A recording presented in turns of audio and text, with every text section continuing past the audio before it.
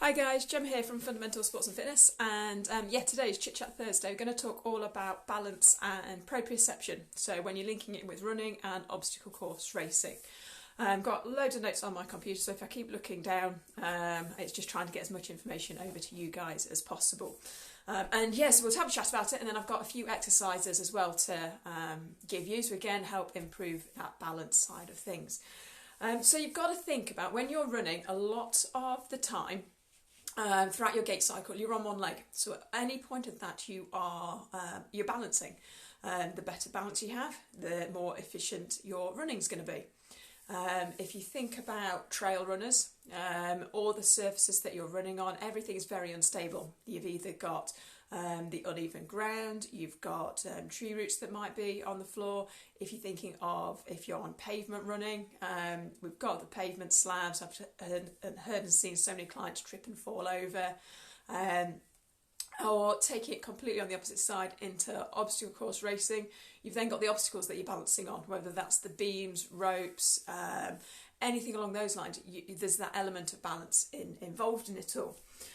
So you're going to need strong ankles to make sure you're not going to roll them, sprain them, strain them, or cause yourself any injuries along the way. Have you previously injured your ankles or injured your legs, your knees? That is all going to affect your balance and how your body can receive that feedback. Which is why it's really, really important. We do our recovery exercises, but also we have that balance element written into any training program that you're doing. So we said about like previous sprains or strains, they can have an impact on your balance, but also have a think about your foot. Do you overpronate at all? Again, that's all going to lead to that instability sometimes within your ankle. And what you need to do. So again, strengthening your foot, okay, is going to strengthen your ankle. You heard us, I just mentioned about sort of that feedback loop, which is the afferent feedback. So it's how your body responds and sends those nerve signals from your feet, the surface that it's on, all the way through, then from your central nervous system, how your brain receives it, and then comes back down. So that's how then you can get that stability within your body, and then the balance as you're running. The better the feedback loop that you get, the better your balance is. So again, that's why balance exercises, balance training are always really, really good to put within your own training programs.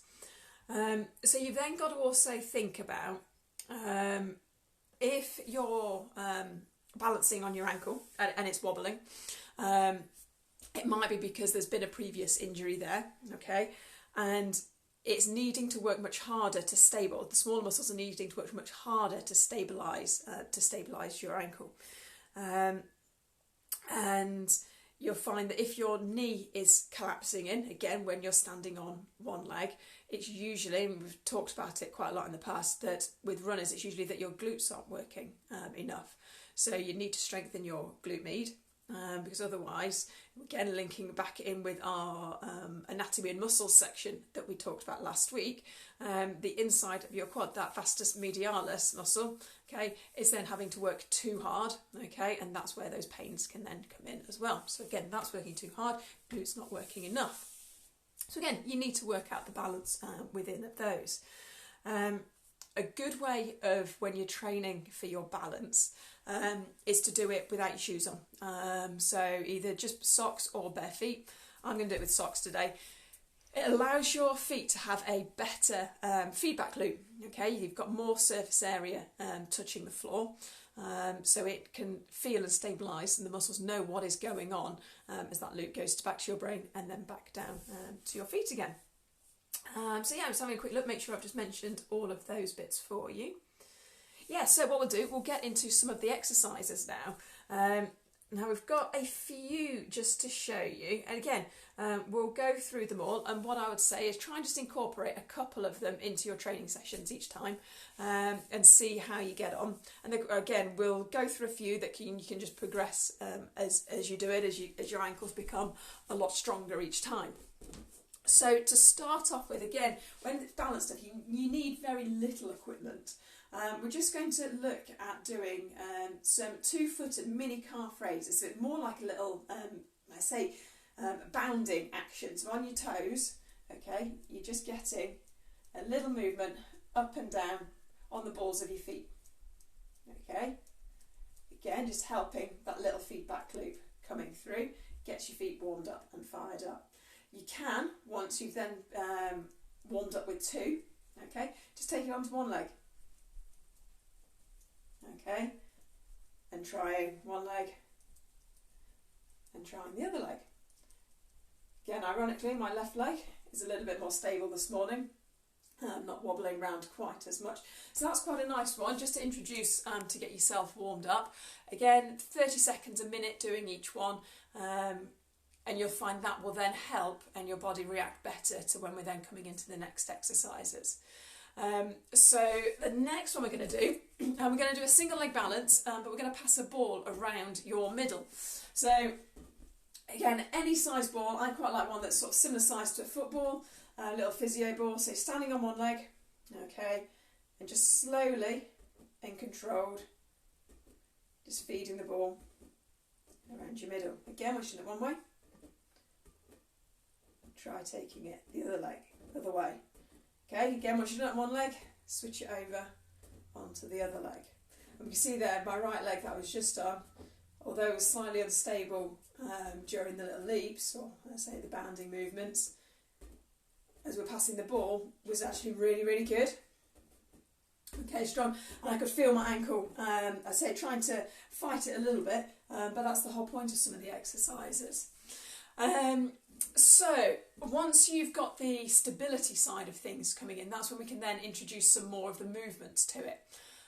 So we're going to have a single leg balance, but we're going to then introduce a hopping movement. So from back to standing on that one leg, hop forward, hop back, side to side. And again, try and stabilise between each one. So forward, back, side, side. Okay, so it takes it into a little 4 square hop. Again, once you're on one side, switching over. Okay. What you want to do is making sure that your knees are always trying to go forwards. It's going to fight a little bit each time, particularly on those sideways, those lateral movements. Okay, but we want to get that nice stabilisation. Again, get your glutes working through the movement, which again will help your foot and your balance as you're going through. Remember, any hopping movements or jumping movements that we've got, try and land on the balls of your feet so it's just a little bit more cushioned rather than flat-footed as you're doing it too. Okay. Next we'll have a quick look at a single leg squat. So a great action that we weren't trying to build you into is doing a pistol squat.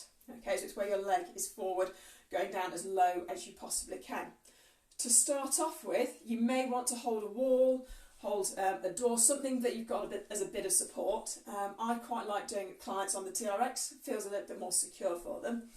But to start off with, if you didn't have any equipment around you, standing on one leg forwards, and you're lowering yourself down, remember, weight through your hips and your glutes, go down as far as you comfortably can, squeeze and come back up.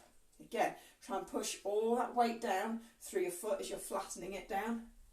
So you're going down, squeeze and come up. Again, whatever you do on one leg, make sure you do on the other. So that foot down, squeeze and come up. Again, trying to keep your knee going in that straight line, okay, over your toes. If you're finding it's wobbling side to side, okay, it means that usually your glutes aren't working as much, or some bit in your quad is trying to overcompensate it slightly. Okay, and another one I quite like doing with my clients is a single leg deadlift. Okay, so again, it's looking at that hinging movement from your hips, but that balance from your foot. Okay, if I come in this way, you'll see you're hinging back staying straight as you're lowering down, and coming back up. Okay, so again, hips back straight as you're coming up and down. Again, lovely one to introduce that stabilisation and that balance. You can, if you want to, just have a weight in front of you. But again, just to start off with, have it as a body weight exercise as you're lowering yourself up and down. And again, remember, anything that's deadlift based, back straight, hinge from your hips as you're working through. So 5 exercises there that will all help and improve your balance. But there's loads and loads of progressions that you can do. Introduce sort of having your eyes closed through some of the movements. Doing your single leg balances like that is always going to be really good. You can force instability to be added in, so things like a wobble board or a towel, standing on those, that will again force that area of instability to have you training on. But again, remember, as soon as you have worked on one of those, go back to being completely on a flat surface and check how you've improved. Okay, that's going to be really, really key.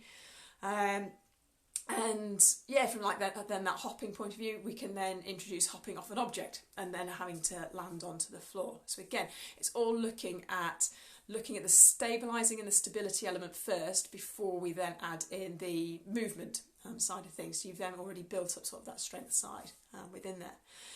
But yeah, let me know how you get on, guys, with some of those balance exercises and how you found your recovery, if you've ever been injured, and what has happened within your balance. We'd love to know within some of the comments. As we've said, and you might have seen some of my posts this week, we've got our new injury clinic course starting next week. So if you guys want to come and join us, have had any little pains, aches or niggles, it'll be great to see you there. We work through a nice stage progressive programme, all done via Zoom and virtually. At the moment, we have our consultation, our assessments, and then I plan all your programmes. And we've got a lot of balance work happening within some of those for some of our guys on it. You'll have seen in my blog this week, we've got, I tell you all about Emma and Ruth and how they've gone from not being able to run last year to now being back to doing steady sort of 5Ks, couple of 5-milers as well, which again is really, really good progressions from those guys that haven't been able to run from their injuries. So yeah, as I say, today was all about your balance and proprioception. So let me know how you get on, and I'll see you all again soon.